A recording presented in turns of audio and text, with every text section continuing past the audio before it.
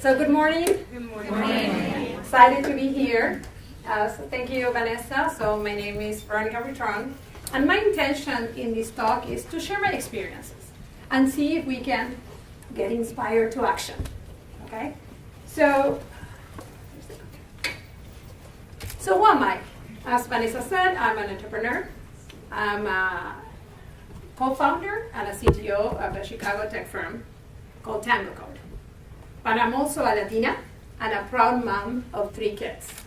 One in grade school, one in high school, and one in college, just to keep life in balance. And like I'm sure many of you, I tend to overestimate the amount of things that I can get done. And I tend to underestimate the amount of time that it will take me to do them. So many times I'm at home and I complain, I never have time to the gym. My husband in the background goes and says, well, it's actually a matter of priority. And he's not here today. So I'm going to share something with you that I don't want you to share with him. But in time, I realized he was right. When we're really serious about changing something, we need to make it a priority. And when we actually do, when we make it a priority, change follows through. So let me share a little bit of my story. I was born in a small country in South America called Uruguay. Both of my parents are from Ecuador, which is from where I get my brown skin. My mom was a stay-at-home mom. She studied 3 professions. She never worked. When I was 12, my parents got divorced. And my mom, despite all her studies, she had to financially depend on my dad. When I was 15, my mom said, Veronica, time to learn how to cook. And I said, no, Mom. I'm actually not going to learn how to cook because I'm not going to have time. I'm going to be too busy working because I'm never going to depend financially on my husband. So right there at 15, I made it a priority for my life to be financially independent. Granted that I might have been a little bit too strong-minded about it because when my kids hear this story, they go, why, Mom? So when it was time to choose my career, I realized I didn't really have a strong vocational calling. So I asked my dad, for his opinion. And he pointed at that point, said the career of the future is computers. So at that point, I made it a priority to choose a career that will give me the financial stability that I needed to be independent. Then when it was time to choose between jobs, and I had the possibility of a safe job or a fun startup but challenging. And I actually made it a priority to be challenged.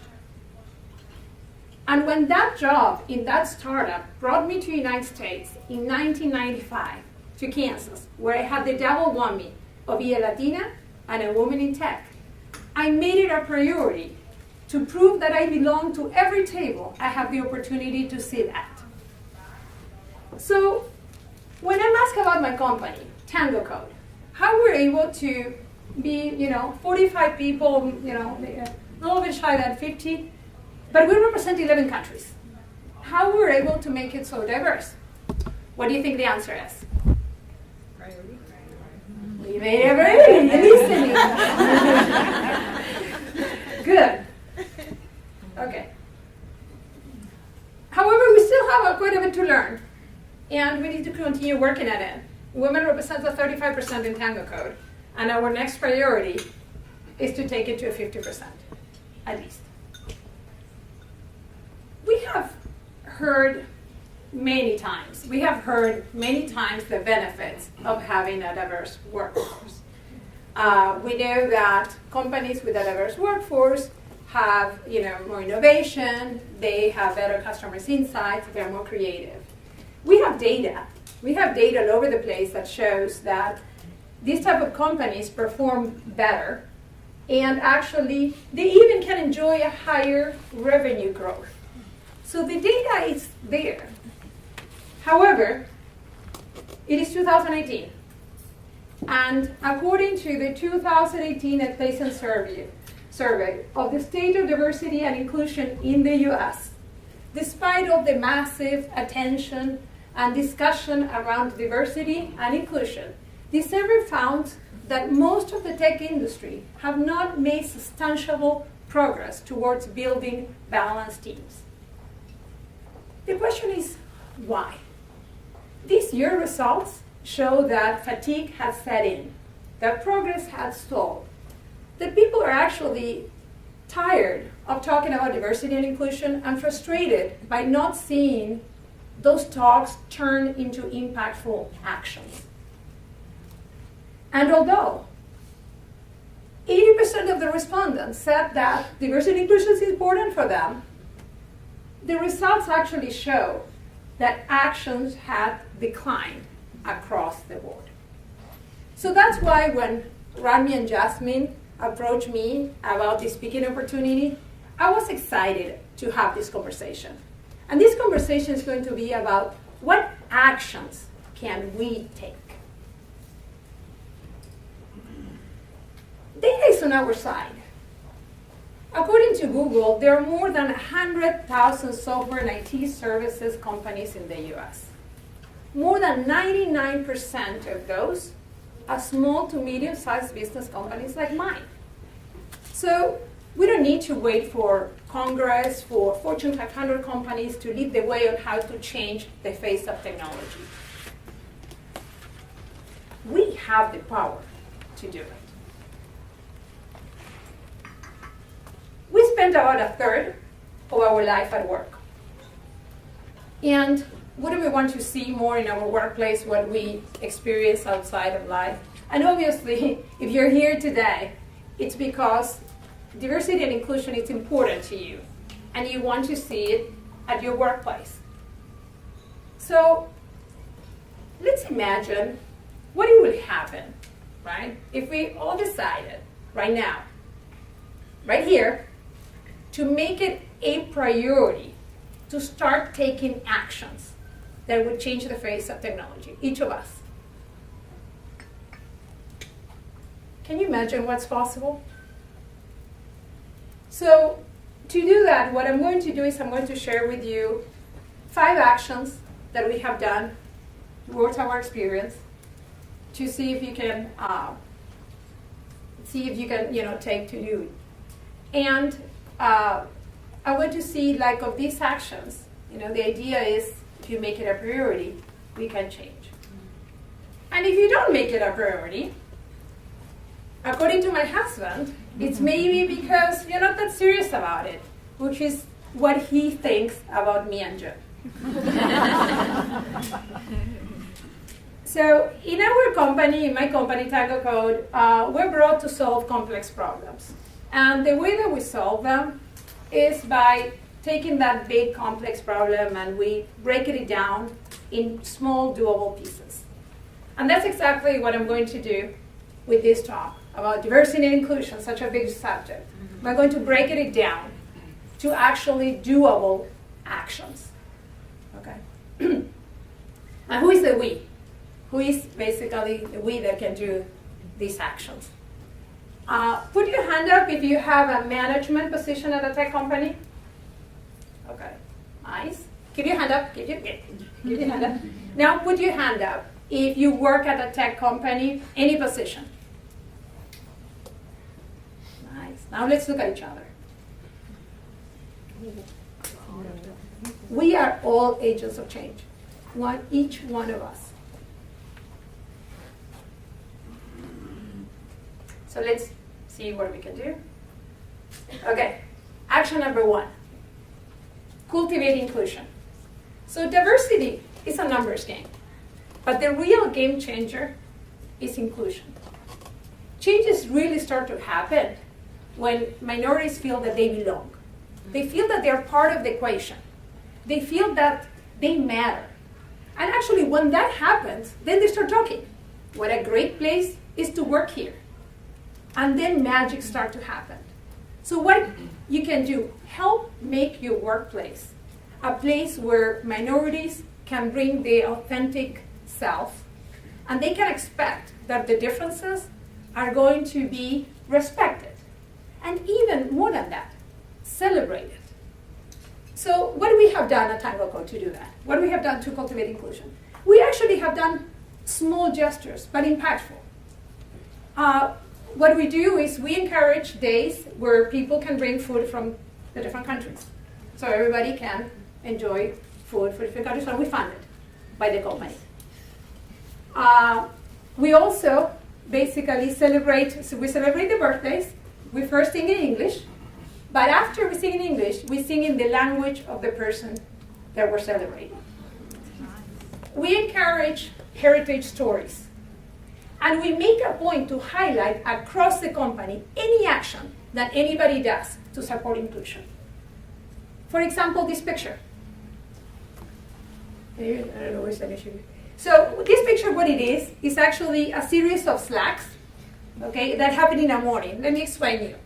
So in the morning, a team in TangoCode, we were doing the daily stand-up, they were doing the daily stand-up, and they decided to exchange a Slack in a language of the another person on the team. So Juliana, she's actually from Uruguay, she speaks Spanish. Misha, he's from Bulgaria. Anushi, she's somewhere here, there she is, India. Okay, and what they decided is they decided to exchange in a different language of the team members. So Juliana was excited about this. She took a picture, put it together all the Slacks, and then she put it in the general channel of TangoCode. And we picked it from there. We made a point to broadcast it across the company. I'm writing a blog about it. I'm sharing it here. So we're highlighting any type of these actions across the board. And even if we have a fun environment and, sometimes a politically incorrect environment, we have zero tolerance for bigotry. Action number 2, change the conversation. So can we eliminate the question, oh, you're a mom and you work in tech. How can you do it at all? Actually, with this well-intended question, we are perpetrating an assumption that needs to change. And the assumption is that if you're a woman and you're a mom and you work in tech, or you actually work, you're doing it all, right? 100%. You work and you do 100% at home, right? So this well-intended assumption is actually, the question is well-intended because we think that's hard. So we want to learn, So we ask the question because we want to learn how you do something that is hard. The problem is not the question, the problem is the assumption. The assumption is what it needs to change. No man or woman should do it all alone. Nobody should think that they have to do 100% of the work at home. They need to ask for help. So if you're married or you have a partner, ask, request, assume. 50-50 share of the work at home. If you're a single mom, surround yourself with a network of neighbors, siblings, nannies, anybody that come together can actually take 50% of their work at home. I have been asked this question, I'm sure a lot of you nodded. Yeah, I have been asked this question many, many times by men and women. And although when I received this question, part of me felt good, like, oh, I'm seeing like a role model superhero or something. The real honest answer have always been no. I don't do it all. I never even try. I don't think I can. So I could not have had kids. I know myself for sure. I could not have had kids and work if my husband wouldn't have taken the effort, equal parts of the effort at home. I would not have been able to have my own company if he didn't support me at work the way that he did. But more important, I would have taken the chance out of my kids to be able to experience a very involved dad that had to arrange play dates for them, that had to go to the pharmacist and take the medicines, that had to take out of work when it was needed. So when we basically try to do it all, we not only are, you guys, because I really didn't try, whoever tried, not only you're in a constant risk of a breakdown, but worst, you're taking a chance out of your partners to find their potential as involved parents. And that is an incredible experience that they can have, which is great for them, but is super beneficial for our kids. So change starts at home. So next time, whenever you're curious about how to balance work and family, ask a dad. And at least maybe they don't. And if they don't, you can start a conversation that can lead to change. And if they do, I'm sure they're going to be super glad about having a conversation that is typically reserved for women. Action number 3, give a chance. So, to actually bring diversity into the workforce, you need to make it a priority. And you need to be serious about it. But how? Right? How do you start? What are the things that you can actually do? So I'm going to share what we did at TangoCode. At the beginning, it was kind of easy. I'm from Uruguay. My husband is from the United States. We both co-founded the company. We have 2 countries right off the bat. When we started hiring, we attracted some diversity, and we felt good about it. But then we started actually enjoying some of the benefits. So as we grew, we realized we had to protect it. And we realized that we needed to be serious about it and be purposeful about how we can protect it. That meant that we needed to make decisions. Our development teams are composed by technical roles. And we have a very strict process for hiring. And we have filters for our interviews. And one of those filters was college degrees. But guess what? Until education changes, which is a bigger issue, if you are requiring college degrees, chances are that you're hurting your chances at diversity. So we took that filter off. And we give a chance to candidates out of their potential and inspiration to come to interviews. That doesn't mean that we lower any standard. That it was to get to the interview. After the interview, we go through the same process. And we were able to actually hire super talented people that may or may not have college degrees. But just by changing that, by taking that filter out, we added diversity to our pool of candidates. And we didn't even know we were trendsetters, but according to a recent CNBC article, Google, Apple, and other tech companies are no longer requiring college degrees. So let's look and continue in that track. Another story about giving a chance. This story is about a friend of mine. She was a marketing manager, and then she took a break from work to stay at home, to take care of her kids for up to about 4 years. Then she actually needed to go back to work.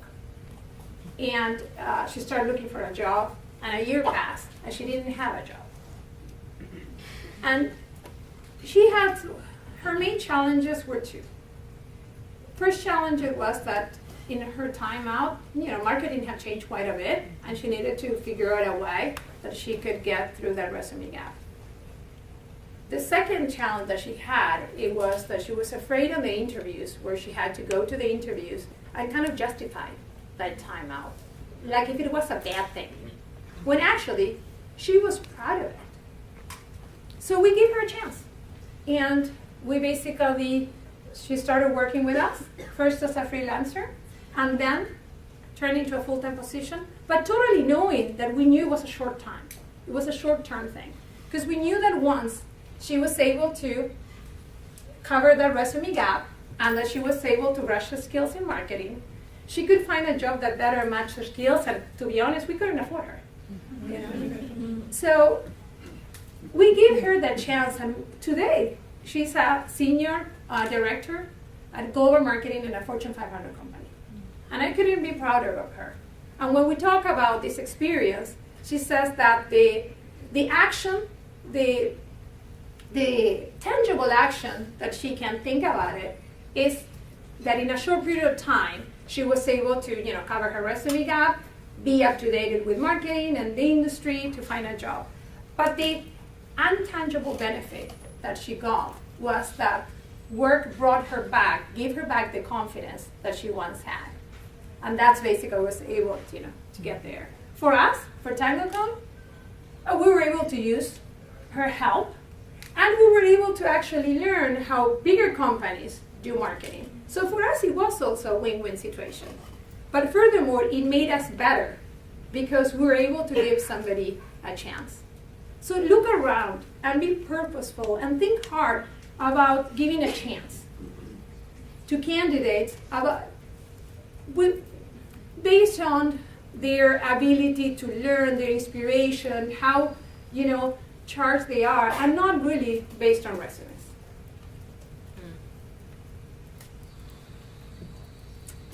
Action number 4, take a chance.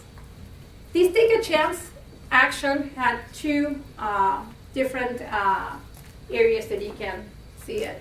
One is as an employer, and the other one is as an employee. So let's take a look at these charts. These charts were shared with me by my friends at Matchcraft. It's another tech company that the CEO is a woman.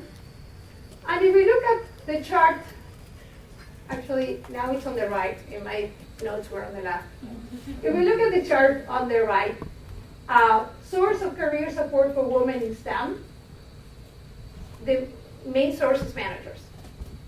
If you look at the chart here, this one, the highest barrier for career success is the lack of opportunities for promotion. So what these 2 charts together is telling us? These 2 charts together is telling us that as managers, we have the responsibility to help women advance on their careers. We have to look at how men and women behave differently at the workplace. We have to be aware of what are the things that women are not known for, right? We're not known for self-promotion, right? So if we self-promote, we're seen as pushers. Well, a man is being seen as has initiative. But if we don't self-promote, we don't get the opportunity. So managers are the ones that need to have that responsibility of understanding those differences and taking a chance at candidates for promotion. Or basically, as Ray Dalio said in a quote in his book, it's like, understand the power that it comes from knowing how you and others are wired.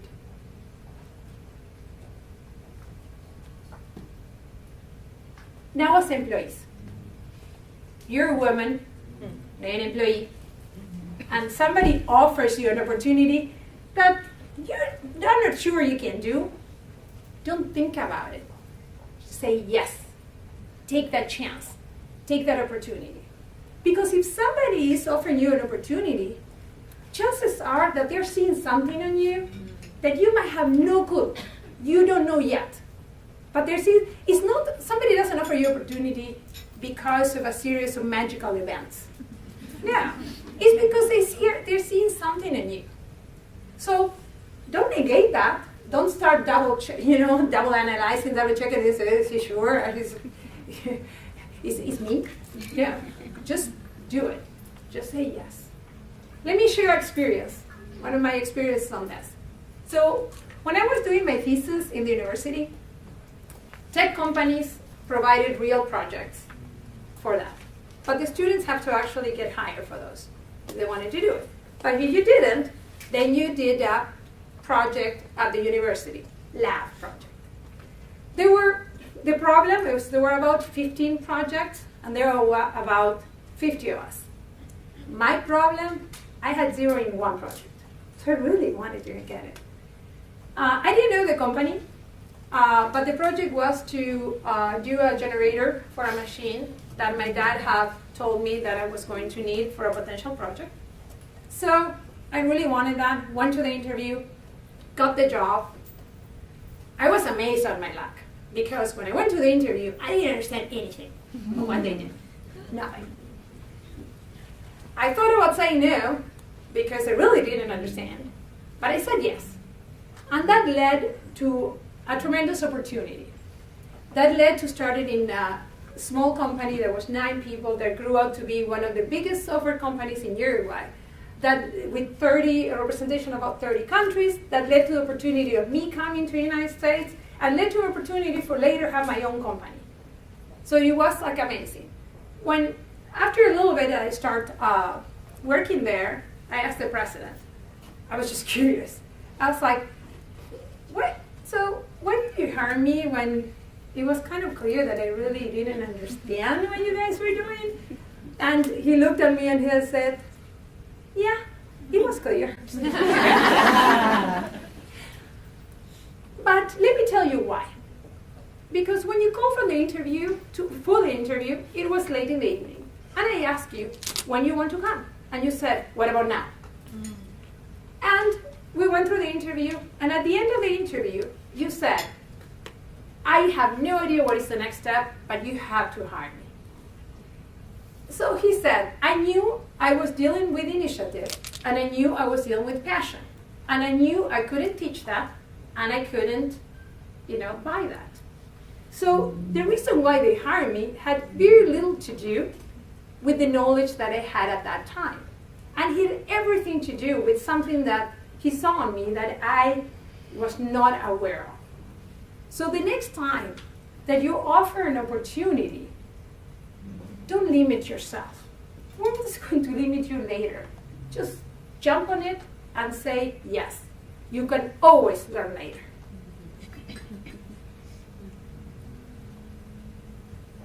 Action number 5.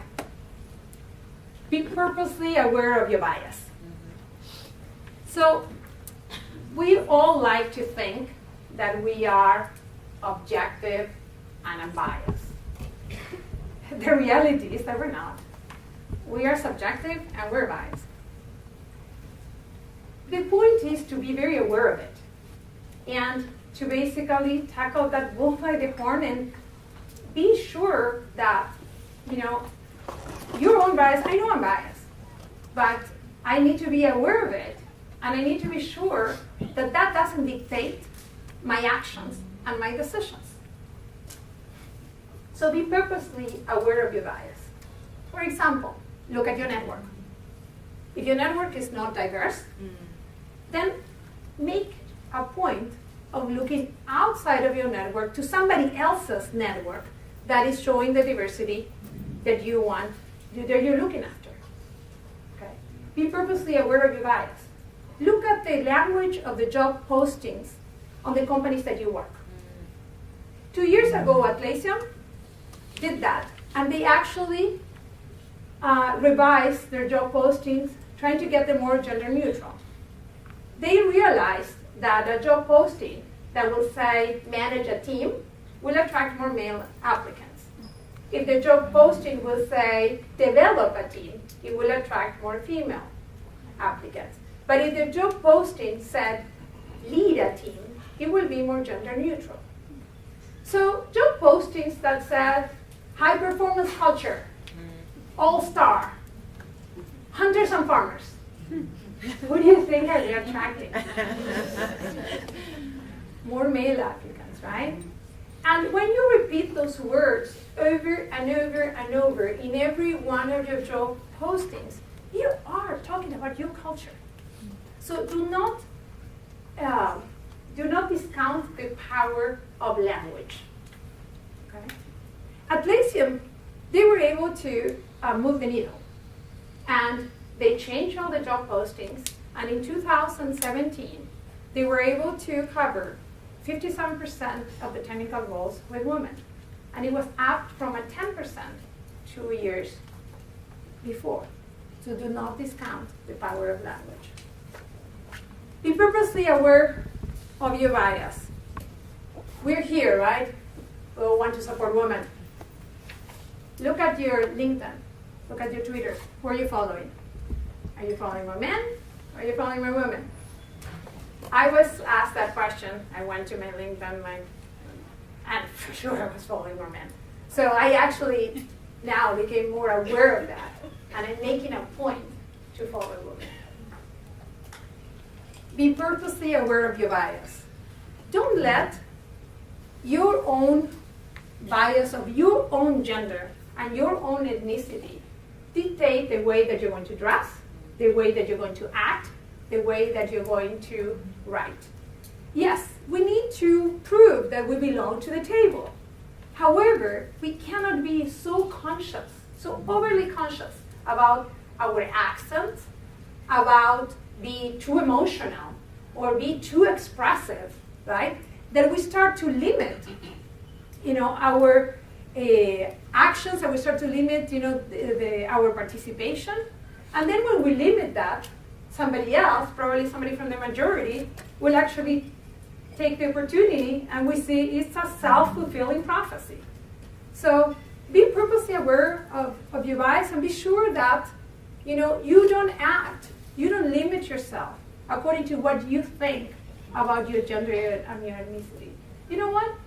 Relax. Give yourself the chance to be wrong. Fake it till you make it. Let's pretend we're in the majority, even if we're not. So,